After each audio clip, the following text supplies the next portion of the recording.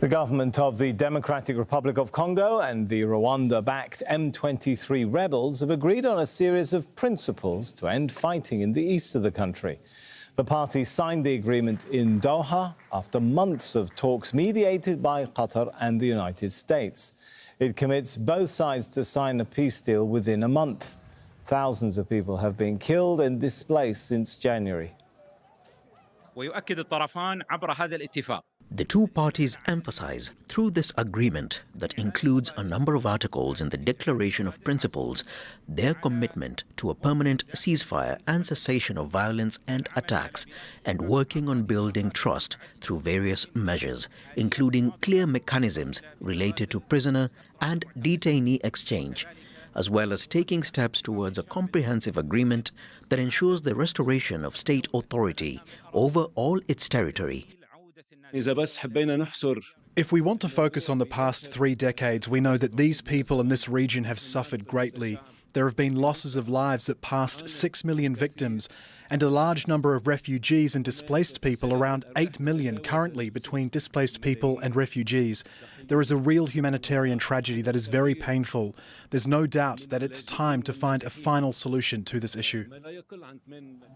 Let's take a look at how we got here. In January, the DRC cut diplomatic ties with Rwanda because of its support for the M23 rebels. Accusations Kigali denies. Later that month, the M23 seized the biggest city in the eastern DRC, Goma. In February, it took Bukavu, another major hub. And in March, the presidents of the DRC and Rwanda met in Doha. The meeting ended with a joint call for an immediate ceasefire. In April, the two sides signed an agreement in Washington, pledging to stop supporting armed groups. Alan Wekani reports from Goma now in eastern DRC.